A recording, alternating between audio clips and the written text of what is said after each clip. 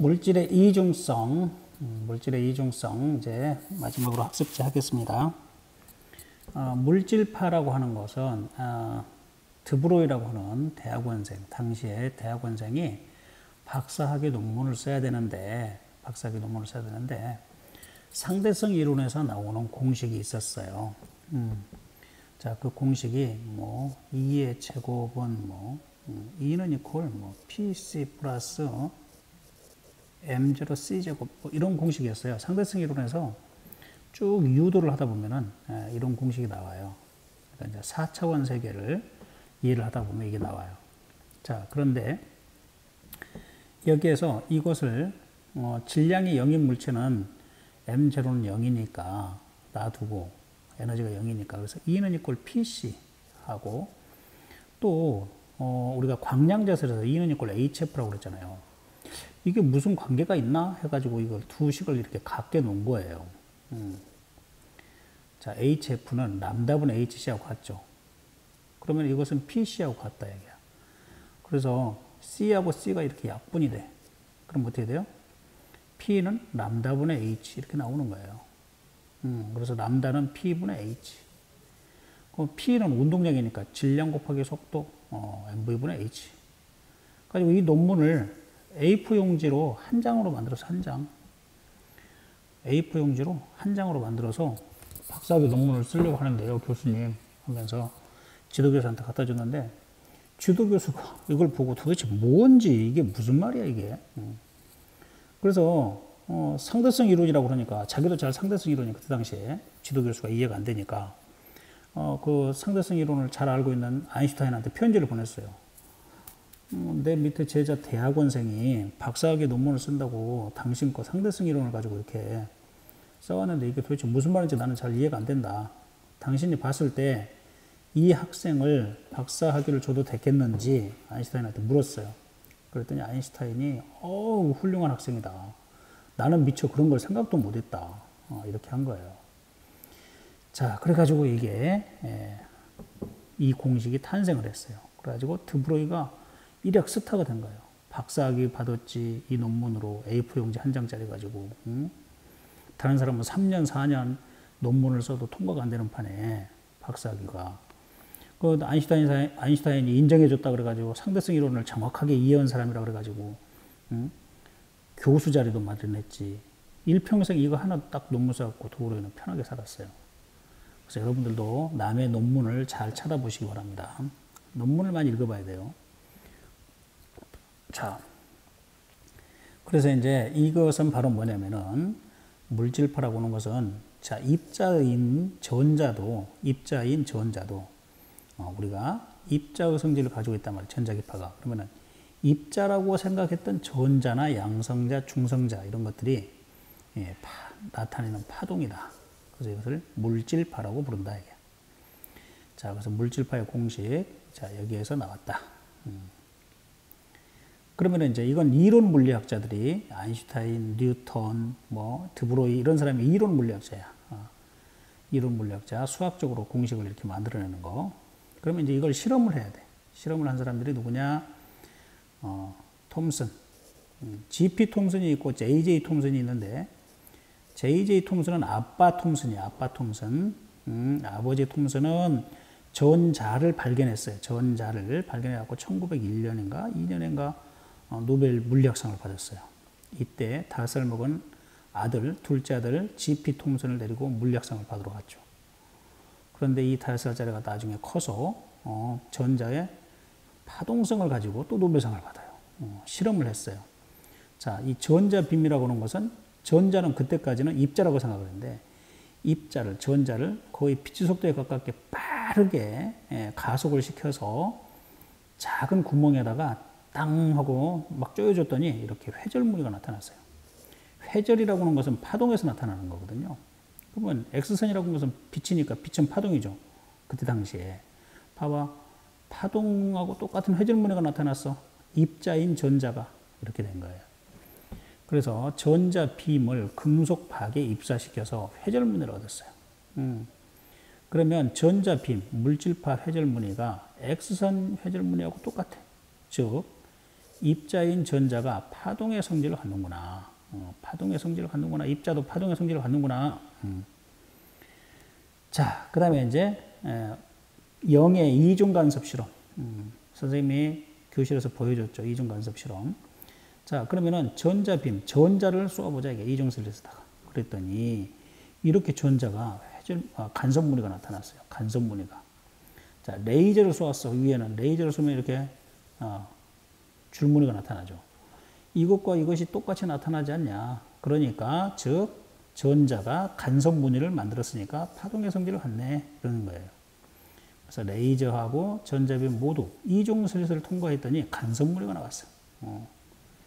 자, 그 다음에 이제 데이비슨하고 거머라는 사람이 또 있는데요.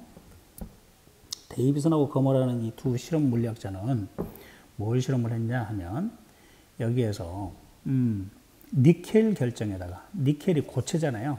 고체를 결정이라고 그러죠. 그래서 니켈 결정에다가 쏘았어요. 그러면서 이 각도하고 또 입사하는 전자의 운동 에너지를 크게 하고 작게 하고 해본 거예요.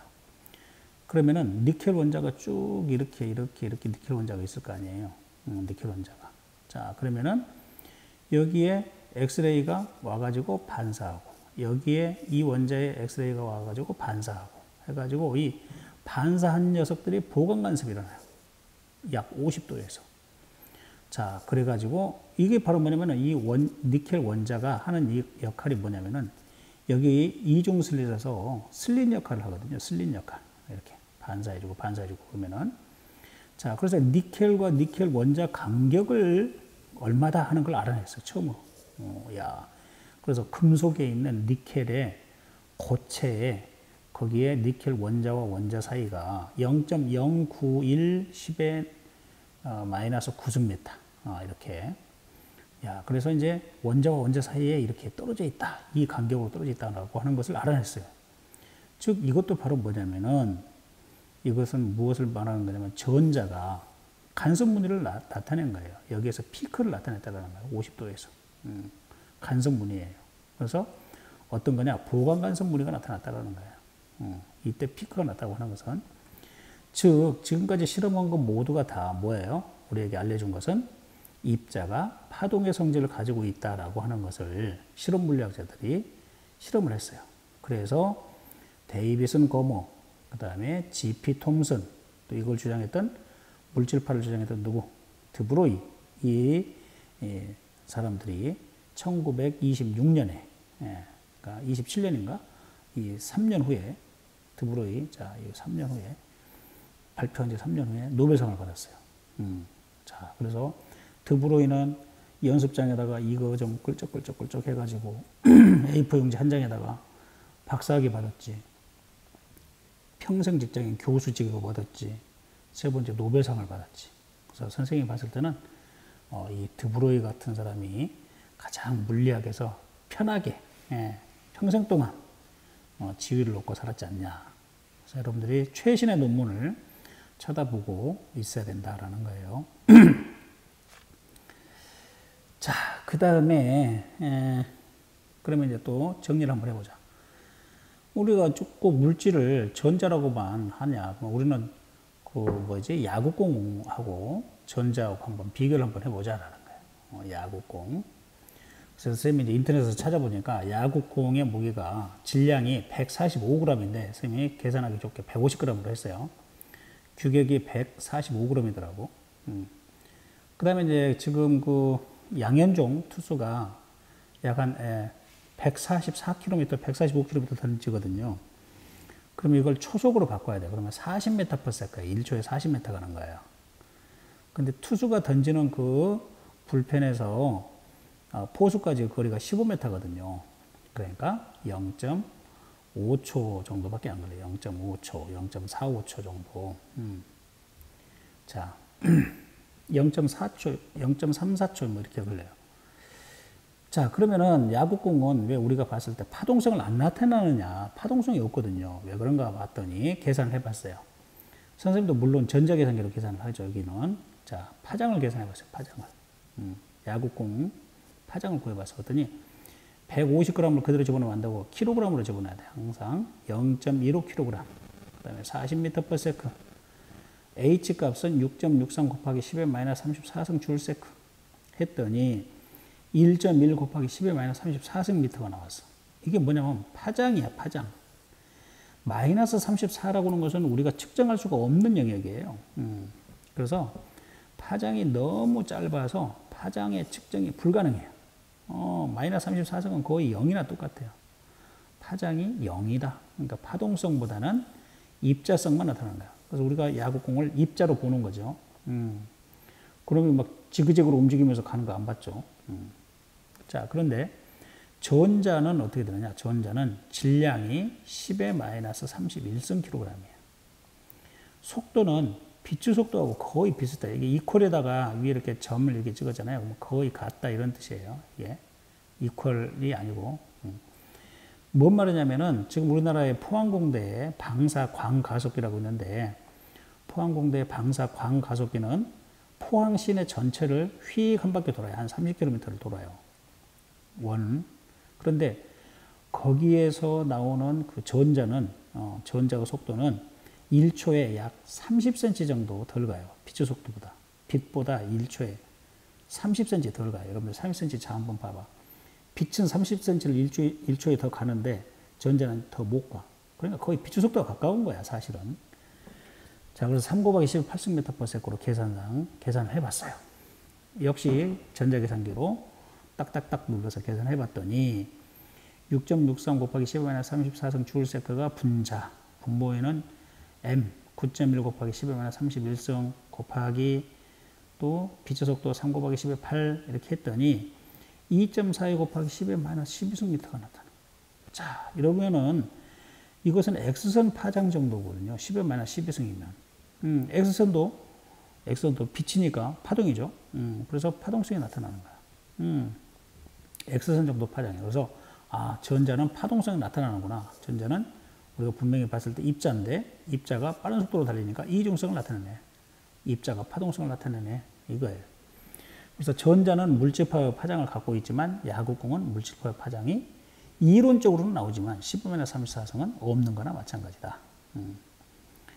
자, 그러면 파장이 얼마 정도 짧아야 되느냐, 얼마 정도, 그래야지 우리가 측정 가능하냐면, 감마선 정도, 감마선, 10-14승, 19승 정도, 이 정도 돼야지 우리가 파동성이다 라고 볼 수 있어요. 그 이상이 되면 우리가 측정이 불가능해요. 감마선 이상은. 자, 그러면 분해능이라고 하는 것이 갑자기 나오는데요. 분해능이란 무엇이냐 하면은 서로 가까이 있는 두 점을 분해하는 능력이에요.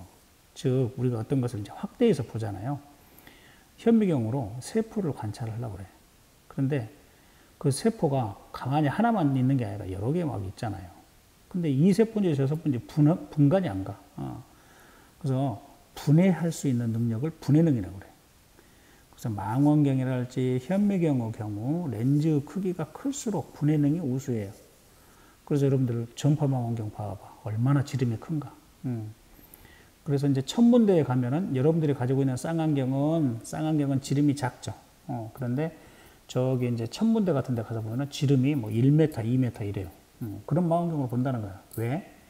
멀리 있는 별을 봐도 두 개가 붙어 있을 수 있거든요. 근데 쌍안경으로 보면은 두 개가 붙어 있어서 어떤 별인지 몰라. 그런데 지름이 큰 망원경으로 보면 어떻게 된다고? 서로 떨어져 있다라고 하는 것을 분간할 수 있다라는 거예요. 자, 렌즈 크기가 같다면 파장이 짧을수록 분해능이 우수해요. 빨간색보다는 보라색 쪽이 분해능이 우수하다라는 거예요. 파장이 짧을수록. 자, 그러면 우리가 이제 광학 현미경을 가지고 보면은 우리는 광학 현미경은 가시광선을 가지고 보거든요. 어떤 물체에 가시광선이 가서 반사된 빛을 우리가 보고 있는 거예요. 그러면 빛의 회절 현상 때문에 0.2 마이크로미터 정도가 분해능의 한계예요. 0.2 마이크로미터보다 작으면 그 정도가 되면은 떨어져 있는지 붙어 있는지 두 개가 이렇게 떨어져 있는데 어떻게 분간이 안 돼요. 그냥 붙어 있는 것처럼 보여요. 자, 그래서 즉 광학 현미경은 2000배 이상으로 확대가 불가능해요. 확대가 불가능해요.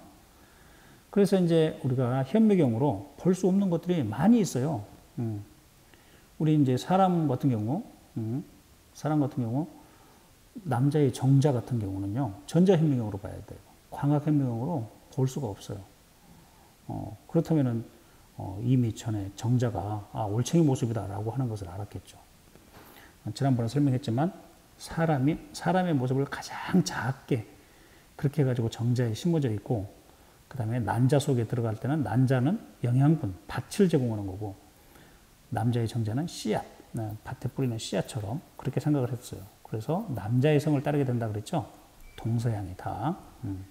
옛날은 그랬다 이게. 만약에 옛날에 광학현미경이 아니고 전자현미경이 처음부터 원시시대 때부터 있었다면 남자의 성을 따르지 않았겠죠. 자, 두 번째 이제 전자현미경. 그래서 전자현미경이 탄생하게 된다. 그러면은 이제 우리가 물질파의 파장을 이용해서 만들어 놓은 기구다. 그래서 가시광선 대신에 전자의 물질파를 이용한 현미경을 전자현미경이라고 합니다. 그러면 이제 분해능, 배율. 이것은 뭐냐면은 전자의 물질파 파장이 가시광선의 파장보다 수만 배 짧아요. 수만 배. 그래서 전자의 속력이 빠를수록 물질파의 파장이 짧아서 분해능이 우수해져요. 그래서 전자의 속력을 비조속도로 가까이 이렇게 쏘아버리는 거예요. 그러면은 우리나라의 포항공대의 방사 광가속기라고 하는 데서는 물리학도 연구하지만 생물학을 연구를 많이 해요. 거기에 이제 어떤 요번에 코로나19 같은 거, 그 바이러스를 보고 싶다 그러면 거기에서 봐야 돼요. 거기에서. RNA로만 돼 있잖아요. 바이러스. 코로나19가. 자, 그래서 전자현미경은 바이러스 발치, 미생물 등 관찰 연구, 그 다음에 고분자의 원자 배치 촬영, 이런 것을 할 수가 있습니다. 그래서 이제 여기 좀 이따가 여러분들 사람의 정자의 모습을 전자현미경으로 찍은 걸 보여줄게요. 자, 현미경의 비교. 광학현미경은 유리로 된 렌즈로 굴절 후 상을 몇 개 해요. 상을 몇 개 해서 물체를 관찰하고, 가시광선 파장보다 크기가 작은 물체는 관측이 불가능해요. 그래서 물체의 크기가 빛의 파장보다 커야 돼요. 그런데 이걸 확대하면 확대할수록 빛의 양이 줄어들어서 상이 흐려져요. 이런 단점이 있다라는 거야.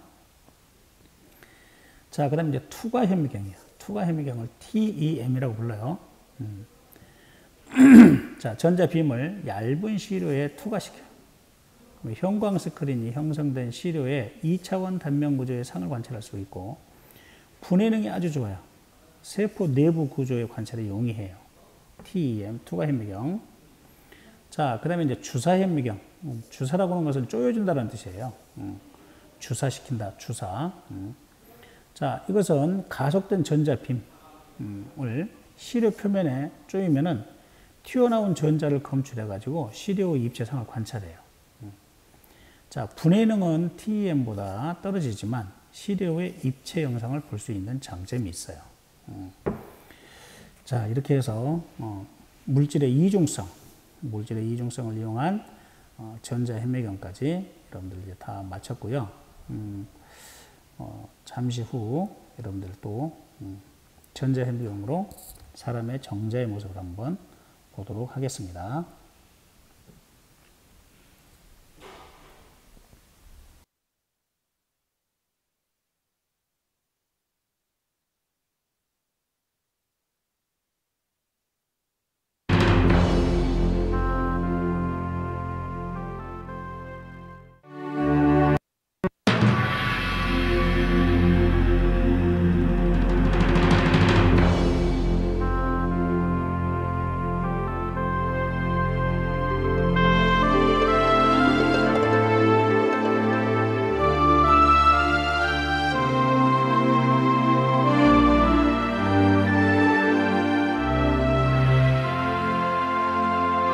인간의 생명은 어디서 오는 것일까?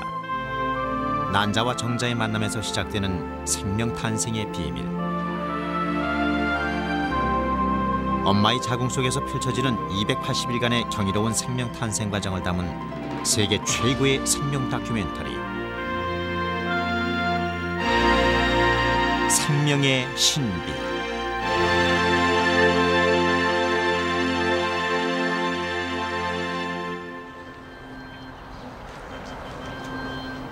남자와 여자가 만나 가족이 되는 순간부터 사랑의 기적은 시작됩니다. 이 두 사람에게 하나의 생명을 만드는 일은 아마 인생에서 가장 중요한 순간 중 하나일 겁니다.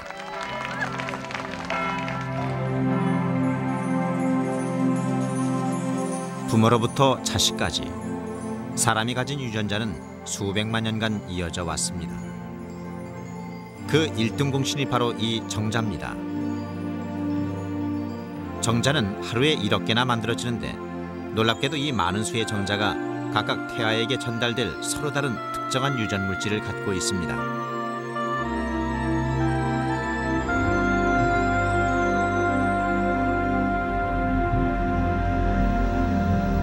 지금 보시는 고환이 정자가 생산되는 2개의 공장입니다. 그 속에 있는 수많은 세정관. 고환 공장의 생산 라인이라고 할 수 있죠. 한쪽의 길이가 총 800m에 달하고 대략 10주에 걸쳐 정자를 생산하게 됩니다.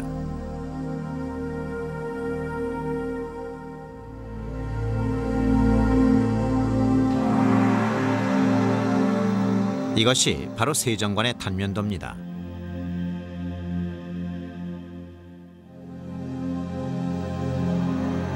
세정관 벽에 저장돼 있는 정자들이 보이시죠? 이곳에서 분열에 분열을 거듭하며 성숙한 정자로 자라나게 됩니다.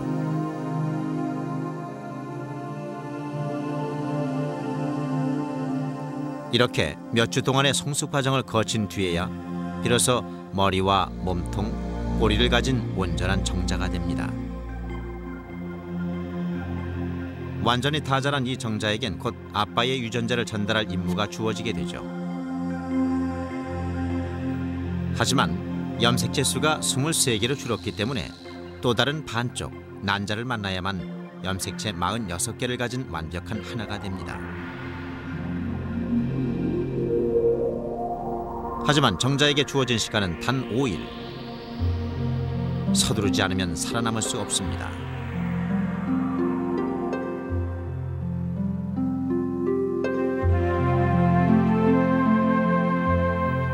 이제 여성의 몸을 살펴볼까요? 여성의 경우는 남성과는 아주 다릅니다.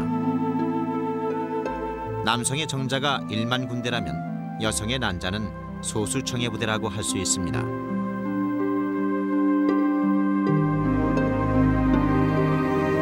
태어날 때 2개의 난소엔 100만 개의 난포가 있습니다. 하지만 이것이 사춘기에 접어들면서 400개로 줄어들게 되죠.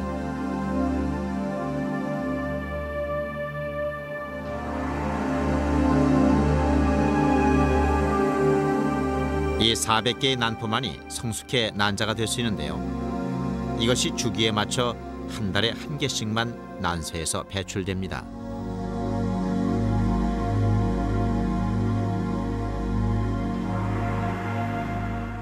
왼쪽에 보이는 것이 난소, 오른쪽이 나팔관의 끝에 있는 트럼펫 모양의 난관체입니다. 배란기가 되면 난포가 난소 표면으로 올라오고 난포액이 가득 차게 되면서 자연스럽게 압력이 오르게 되죠. 그래서 이렇게 난포막이 터지게 되는 겁니다. 이때 난자는 터진 막 사이로 밖으로 나오게 되는 거죠. 이것은 매우 극적인 자연 현상으로 많은 여성들이 정확히 배란을 느낄 수 있습니다.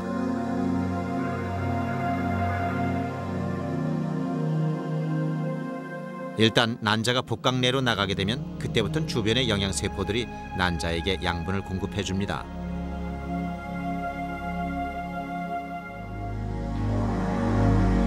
그런데 이 난자의 크기라는 것이 바늘끝 정도라니 눈으로 보기에도 힘들겠죠.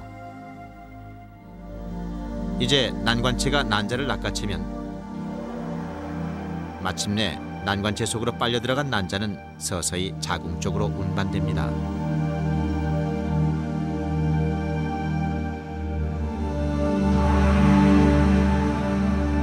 그리고 난소와 자궁 사이를 연결하는 이 나팔관에서 얼마 후 난자는 정자를 만나게 됩니다.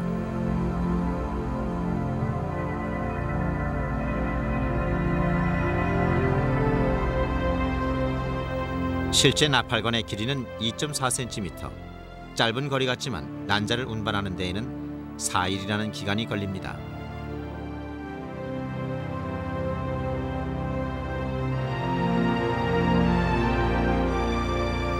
이제 이 작은 난자는 새 생명에 필요한 모든 준비를 끝내고 아빠의 유전 정보를 가지고 올 정자를 기다립니다.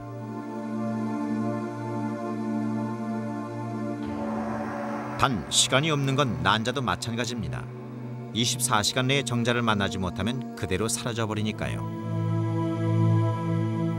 이렇듯 새로운 생명을 만든다는 것은 기적의 작업이라고 해도 과언이 아닙니다. 생명을 만들기 위해선 먼저 우리는 서로 사랑할 상대를 찾아야 합니다. 새 생명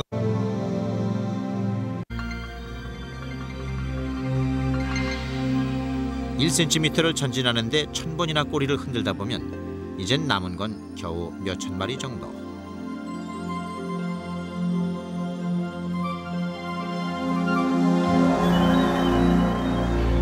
하지만 산 넘어 산이라고 했나요? 난관을 통과하는 건 지금까지의 여정보다도 더 힘든 일입니다.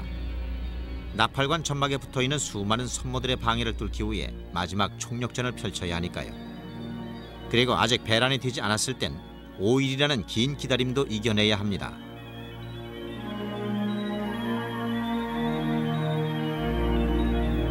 하지만 이런 혹독한 과정을 거치는 동안 정자는 더욱 성숙해져 이제 완전한 수정 능력을 갖추게 되는 거죠.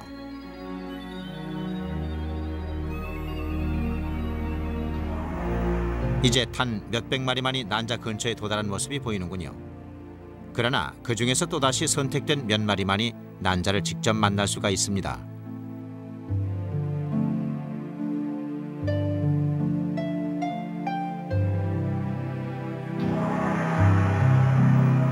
이번엔 난자 주변을 싸고 있는 영양세포들이 정자들의 접근을 막아보지만 이미 늦은 것 같죠? 몇 마리는 자신들보다 85,000배나 큰 난자의 막을 직접 공격하고 또 몇몇은 힘을 모아 머리에 있는 효소로 주변의 영양세포들에 맞서봅니다.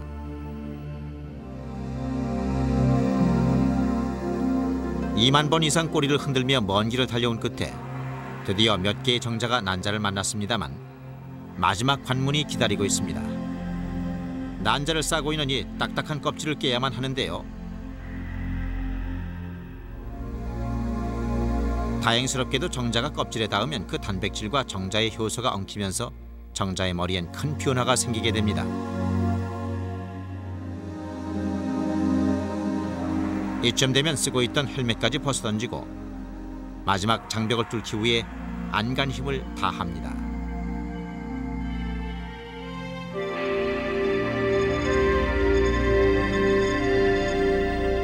드디어 5억 대 1의 경쟁자들을 물리치고 이 고단한 전쟁에서 승리의 기사가 탄생되는 순간입니다.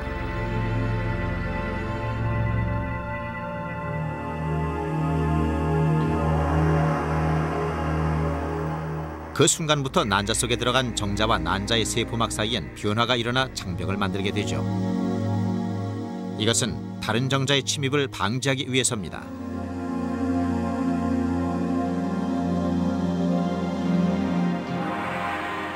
승리한 정자가 난자에 들어가면 머리만 남게 되고 더 이상 쓸모없어진 꼬리는 떨어져 나갑니다.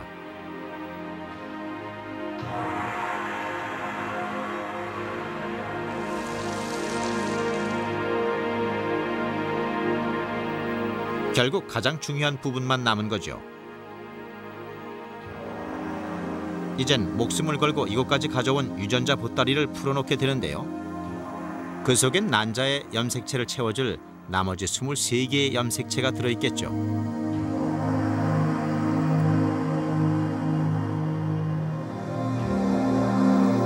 그리고 각각의 염색체 속엔 아기에게 물려줄 아빠의 특성이 담겨져 있죠. 흔히 우리가 DNA라고 부르는 이 물질을 수십만 배로 확대한 그림입니다. 이날만을 손꼽아 기다려왔던 난자도 즉시 활동을 시작하지만 정자만큼 수정에 적극적이진 못한 편입니다.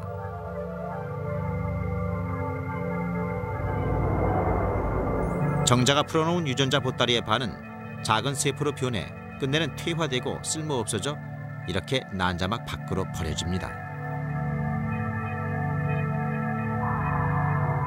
가운데 보이는 두 개의 둥근 물질이 아빠와 엄마의 염색체들입니다. 이 둘은 수정 직후부터 분열을 시작하는데요.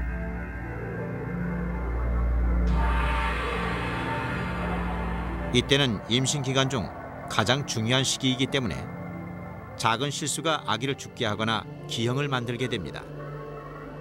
실제로 반 정도는 수정에 실패한다는군요.